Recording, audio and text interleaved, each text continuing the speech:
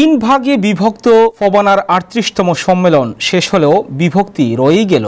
নেতৃত্বের কোন্দলসহ নানা কারণে এবার ৪ ভাগে বিভক্ত হয়ে অনুষ্ঠিত হয় এবারের সম্মেলন।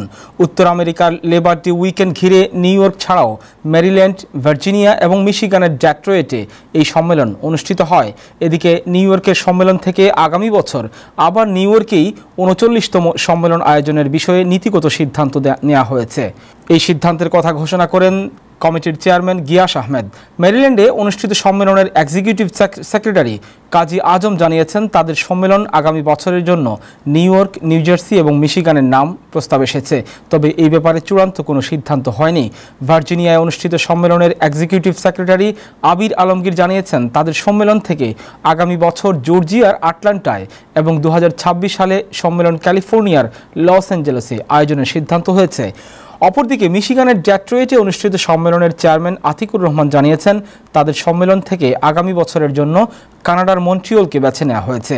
এদিকে বিভক্ত ফবানা সম্মেলনগুলোর অনুষ্ঠানমালার মধ্যে সেমিনার, কাব্যজলসা, ফ্যাশন শো, রকমারি স্টল প্রভৃতি থাকলেও সাংস্কৃতিক অনুষ্ঠানগুলোর দর্শক শ্রোতাদের উপস্থিতি ছিল বেশি, ফলে সম্মেলনগুলো সাংস্কৃতিক সম্মেলনে পরিণত হয়।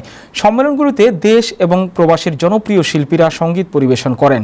এদের মধ্যে উল্লেখযোগ্য শিল্পী ছিলেন কুমার বিশ্বজিৎ, রিজিয়া পারভিন, বাদশা বুলবুল, দিনাত জাহান মুন্নি, ডলি সায়ন্তনী, আখি আলমগীর, বাউল কালামিয়া, সুলতানা ইয়াসমিন লাইলা, বিপ্লব সহ আর অনেকেই। পাশাপাশি প্রবাসের নতুন প্রজন্মের শিল্পীদের একক এবং দ্বৈত নৃত্য দর্শক শ্রোতাদের মুগ্ধ করে। ৩ দিনব্যাপী ফবানা সম্মেলনগুলোর বলা হলেও মূল অনুষ্ঠানমালায় ছিল শনিবার এবং রোববার।